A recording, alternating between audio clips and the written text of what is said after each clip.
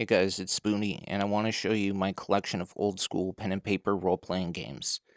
Now, as you can see and by the thumbnail, I've got Teenage Mutant Ninja Turtles and DC Wildstorm's The Authority. Now, before I get into the Turtles, I want you to see that they're published by Palladium Books. Now, Palladium had this whole sort of interconnected universe. They started off just doing like fantasy stuff, but then you came out with something like this. It's called Heroes Unlimited. Obviously, as the title kind of implies, it's based around superheroes. This is actually artwork by Jim Steranko on the cover, classic artist. And there was another book they put out called Ninjas and Super Spies, which added like espionage elements and stuff like that. And what was cool is that each series could kind of be played independently or interconnectedly with the others. They wrote the rules so they all work together. So this is not necessary to understand the turtles, but it definitely adds a whole other element to it, and it really opens up gameplay to kind of anything you can imagine. Now, I do want to mention I've never actually played any of these things. I've never been able to find anybody to play with. Um, if you have any stories about like maybe memorable campaigns that you've run or whatever, please feel free to let me know in the comments because I'm curious to what these games play like. Okay, so for the Turtles, it's called Teenage Mutant Ninja Turtles and Other Strangeness. Again, this is compatible with Heroes Unlimited, but they give you enough in here that you could play just Turtles related stuff. Now, I want to point out that this book is full of original artwork by Kevin Eastman. And basically, it allows you to create mutant characters, animal hybrids. They give you all kinds of different stats for depending on what sort of animals you play.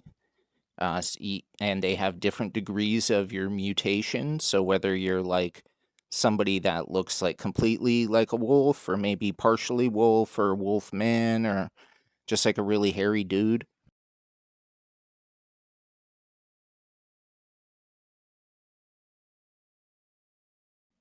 They have skill descriptions in here and listings for different powers. Kind of like in the Heroes Unlimited, they give you stats for like if you have a character that has some kind of flame power, like how long it would take to burn through certain materials and how to calculate that with like D4 or whatever.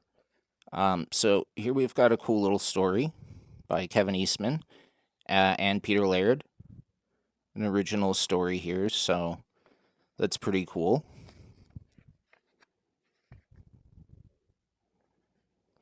By the way, if you guys are interested, I can definitely show this off in more detail.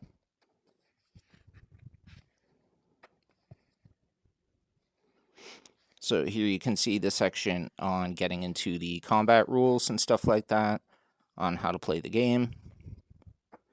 Anyways, so this was a great starting point here if you want to play as the pre-existing characters. They give you all their stats and everything. And the TMNT Origin, which I don't know if you guys know this, but it's kind of like a spin on the Daredevil Origin, where after he was struck with this chemical that gave him his like powers and stuff, the same chemical then fell into the sewer and mutated the turtles. So anyways, you can see there's April, Shredder, all the characters you know and love, Fred Hamster. There you can see is the character sheet, if, for when you're rolling up your character. Now, this series was actually really popular, and there are a bunch of other books, so I'm just going to kind of briefly touch on them. This one is Truckin' Turtles. It's pretty much just, what does it say? 6 campaigns, like 6 new stories that you can run if you don't really have ideas and don't want to create your own story. Not that that's a bad thing by any means.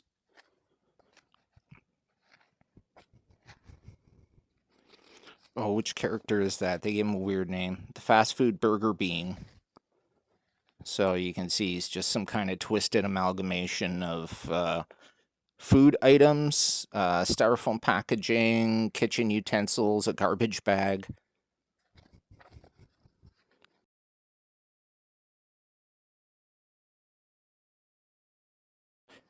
So again, this book is really just like additional campaigns and some pre-existing characters that you can fight. There's nothing really in here that allows you to sort of create your own character. It's not a player's guide by any means. Now, here they're advertising some of their other stuff. So you've got Revised Heroes Unlimited, that's the one I just showed you. Ninjas and Super Spies, that's the one I talked to you about. So you can see here it gives you different fighting techniques and stuff like that. Just in terms of combat, Transdimensional TMNT, I'll touch on that. Mutants Down Under, I'll touch on that. Beyond the Supernatural, this is trying to make a contemporary Magic-based game as opposed to the fantasy Palladium game. And that's nothing compared to what's coming in the summer of 1990. Rifts. Sometime in the Earth's future, it finally happened. Global war. It was merely coincidence that the planets were aligned just right, and the day and hour of destruction coincided with the peak of winter solstice, which is what, the 23rd of December? Billions of people died in the 6 consecutive waves, sending immeasurable amounts of psychic energy into the ley lines. Thus, what appeared to be the end was only the beginning. An RPG where magic and technology coexist. So, I mean, this is just kind of incorporating their Beyond the Supernatural and I guess kind of their Turtles, Heroes, and Super Spies stuff in the sense that you get magic and more like science fiction based stuff. Again, it's probably just so it can be a standalone thing. Obviously, you can take that and incorporate it into any of these other game series. Next is Transdimensional Teenage Mutant Ninja Turtles, and this is actually the first one that I was able to pick up. The cover kind of tells you a little bit of what's going on inside. There's obviously dealing with time travel here, both going into the past and into the future. Now, this is another kind of handbook, so they do tell you how to create characters and stuff like that. There's guides for rolling up different stats, different animals. What's cool about this, what sort of differentiates it between the normal TMNT, is that this has, as you can see here, it has like dinosaur or animals that may have gone extinct. And then you can see they also have sort of the modern animals 2 million years ago to the present. And this is, I think it's a lot of what you'll find in the original TMNT and Other Strangeness books. I don't know if, maybe this is an updated list or maybe it's not as complete as the other one. As you can see, they have a section for future animals. So they have kind of like different degrees of mutation, the different degrees of like mutant humans.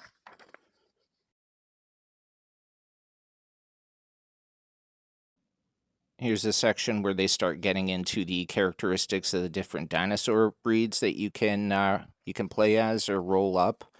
And again, these can be played in different degrees of mutation, whether it's like a full-on dinosaur or it's a partial dinosaur hominid. I love that T-Rex with the mace there. I think that's cool. Mammoth with the gun. Sloth. And here's where we get into some of the really interesting stuff that makes this book, I feel like, kind of, it would be not, obviously none of this stuff is necessary, but I think this could be really essential for playing any kind of Palladium game. This is all the stuff they brought in about time travel. And also, as you can see here, cross-dimensional, so you can actually make like multiverse games, or you can make time travel where they go to pretty much any period. Here's some pre-made characters, Time Lords, people that might want to help or hinder you on your campaigns, not to be confused with the Doctor Who Time Lords. And then there's a section on some magic here.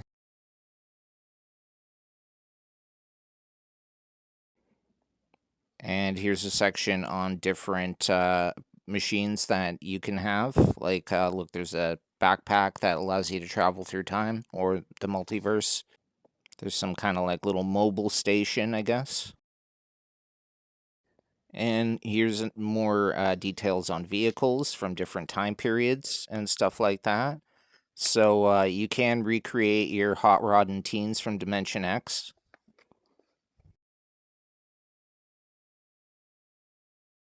Section on ancient weapons. If you want to, your campaigns involve going back to certain periods. It's like the Stone Age, the Bronze Age, but then they start getting into early gunpowder, black powder weapons, different types of muskets and long rifles.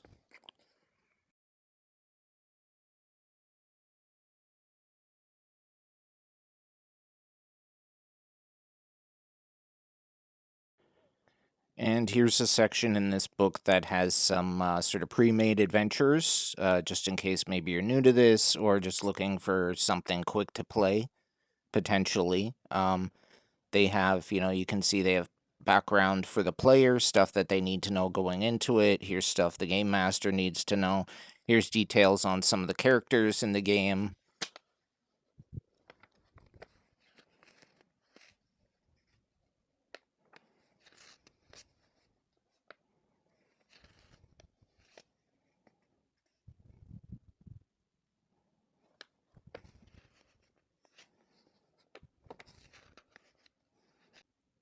Here's a section that has some NPCs that you can use to fill out your campaign.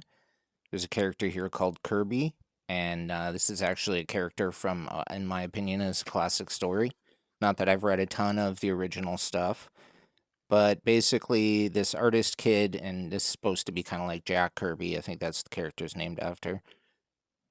This kid, I think Donatello gives him some kind of magic stone strapped to a pencil, and he starts drawing stuff, but it comes to life.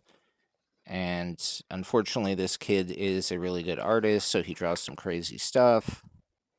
And again, because you could play it as a standalone game, just time travel mutants. Because there is a full player guide in here, they do give you character sheets. And then there's an ad here for, it looks like, the Compendium of Weapons, Armor, and Castles. So it's just supplemental stuff that you can add to your campaigns.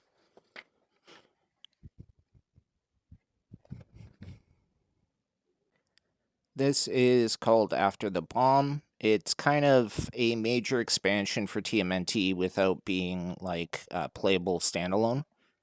The idea in this one is there was some kind of explosion. All of North America was like radiated and everybody mutated. So now there are new colonies based off of different animals and stuff. You can see here the Empire of Humanity. So not everybody changed.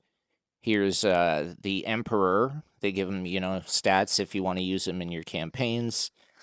Some of the other generals and stuff like that.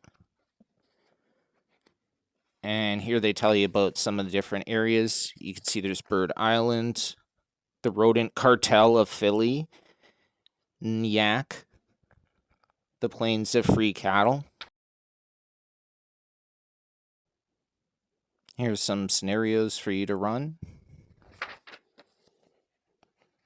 Different pre-made characters here, like the zombies, or of course, the gun bunnies.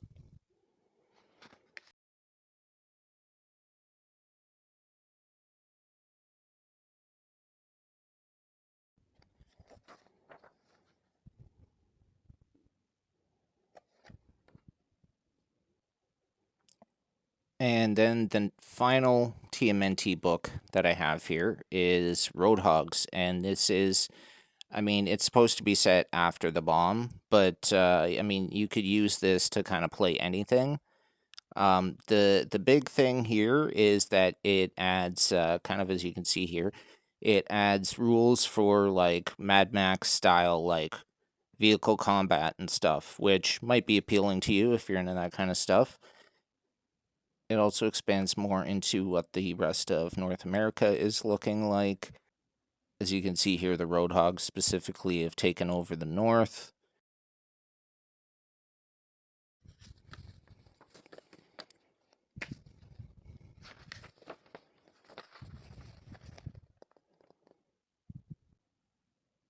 Now, this book does feature some basic character creation in terms of new different types of animals they've added here. More like desert animals because everything's like an irradiated wasteland. So you can see there's like coyote and kangaroo rat, aquatic animals, because the idea is like a lot of the western coast was flooded. So now there's all kinds of weird dolphin people and stuff. And here are some new examples of different animal creatures you can create.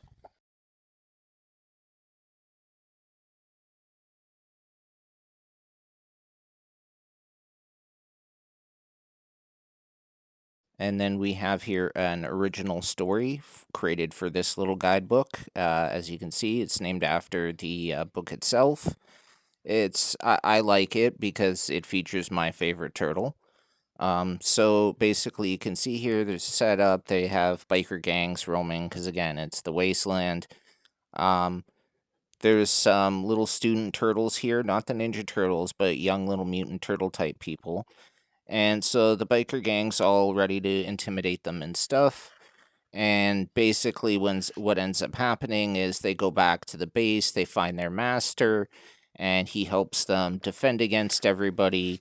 And then we find out at the end the old master is Raphael.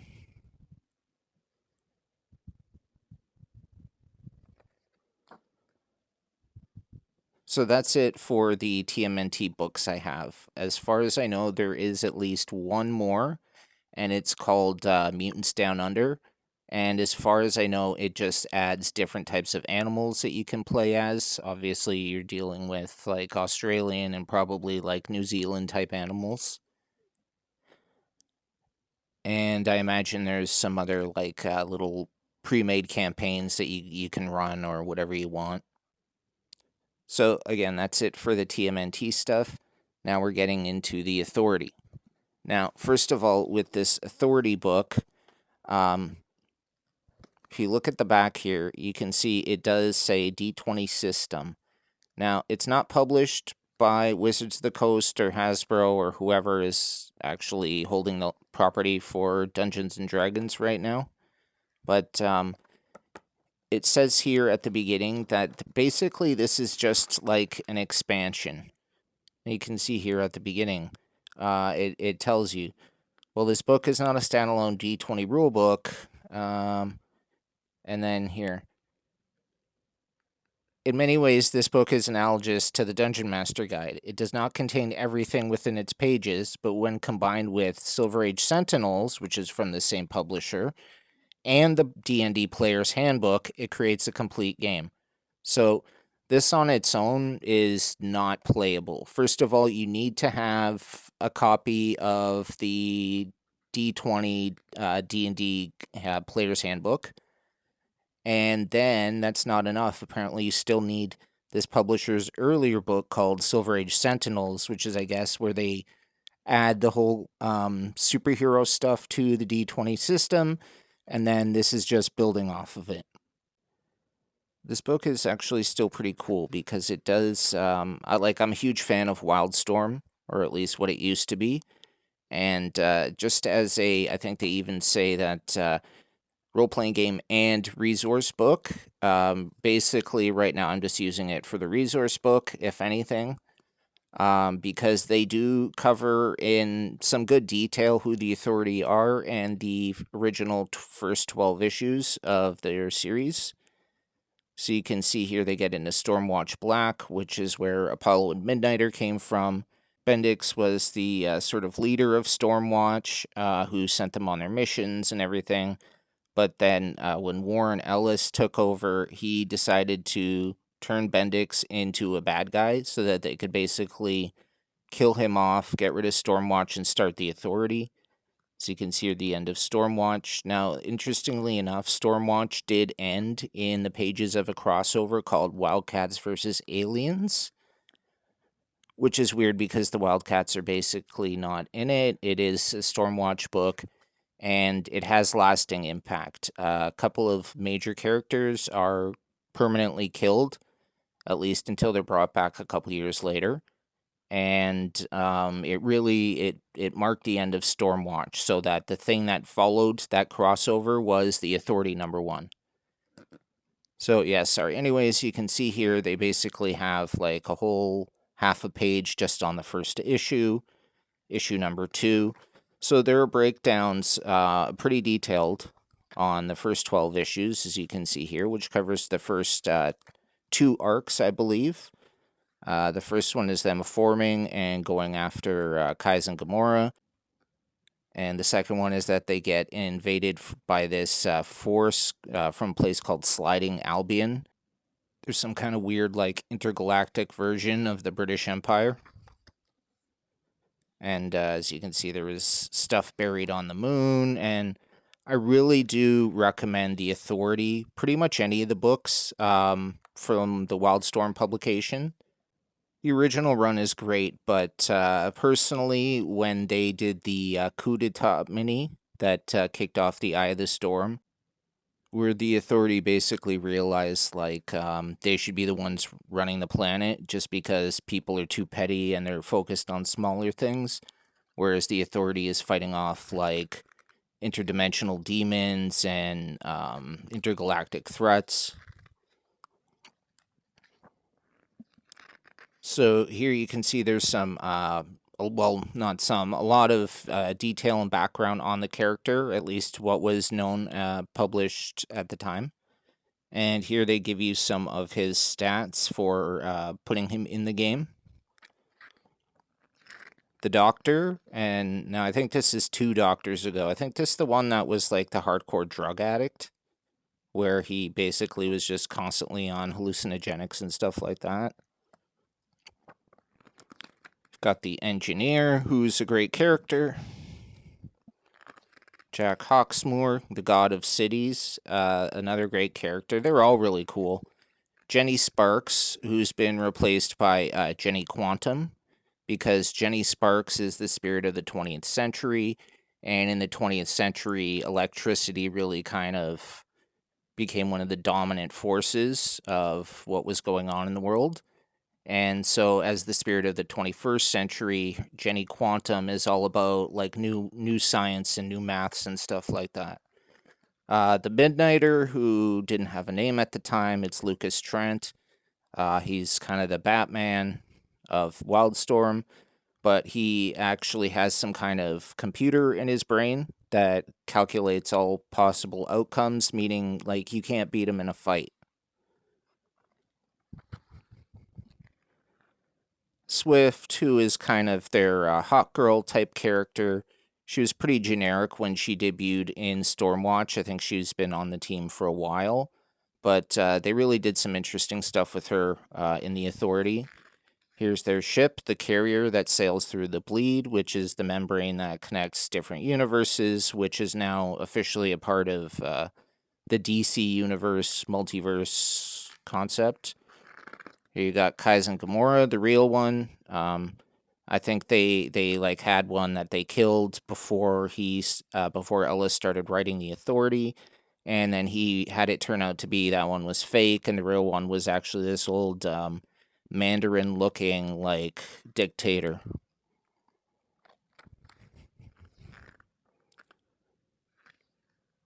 There's the character from Sliding Albion. You can see his name is Regis, the King of Nails, and the Duke of All Tears.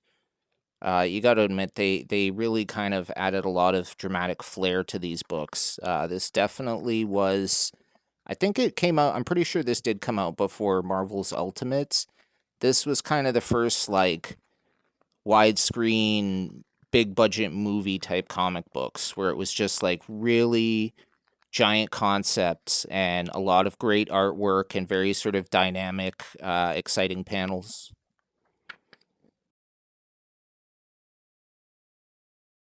Here we got some more background on the Authority in terms of how the team started as a result of the ending of Stormwatch and the planet still needing a group of protectors, who they are, the fact that they are considered like modern gods.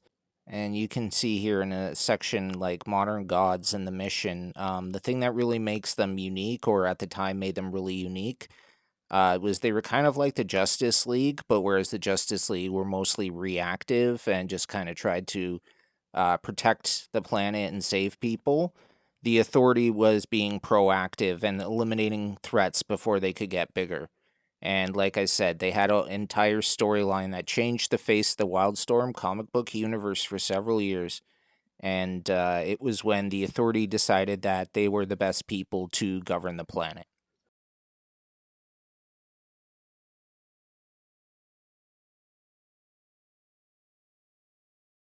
And so, after a lot of this sort of resource book stuff, here's where we actually start getting into the actual gaming part of the book. And as you can see here, there's a manifesto. And honestly, most of them are pretty good. I'm not going to bother reading them all. You can pause this if you want, but it's just really it's common sense. Um, so you can see here how you're actually supposed to be behaving in character and how you should behave outside of character, like when you're playing with people. Don't be a jerk. So they have a section on how to create characters, stuff for the GM or Games Master who's going to be running the campaigns. Here are outlining some of the characters, creation elements, stats, and stuff like that, attributes, powers.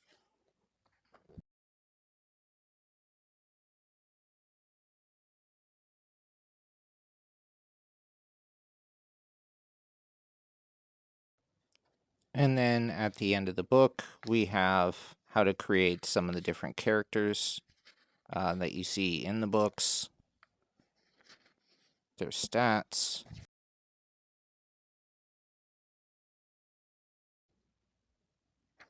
Now, they do have stuff here on how to create your own character, but unfortunately, that really only applies to creating a character in this kind of Authority universe, this Wildstorm universe. So again, you've got character sheets here that you can use based off of this, but you still need a player's handbook or some kind of D20 rule book. And you do need the Silver Age Sentinels book because that's what converts the D20 into sort of a contemporary modern fiction, like a science fiction. And so without that, like I think I have a player's handbook somewhere, but without the Silver Age Sentinels, I can't actually play this game. So yeah, that's it. That's your TMNT and Authority books. Like I said, I've never actually played either one of these, mostly because I don't have any friends that are interested in playing these games. I'd love to hear about them. If you've got any cool stories, especially the Ninja Turtle stuff. The whole interconnected universe of Palladium is just such a really cool concept. If I had a group, I definitely would be pushing us towards playing these things because, again, you've got modern stuff, science fiction, time travel, ninjas, super spies, superheroes, mutant animals, post apocalyptic road warrior stuff. Um, Plus, you can do your standard fantasy D&D type story if you want as well. You can also inject it with a bunch of other stuff. You can have people from the future going back in time and having a D&D adventure. Anyways, I've rambled enough. Thanks for your time, and I hope to see you next time. Bye.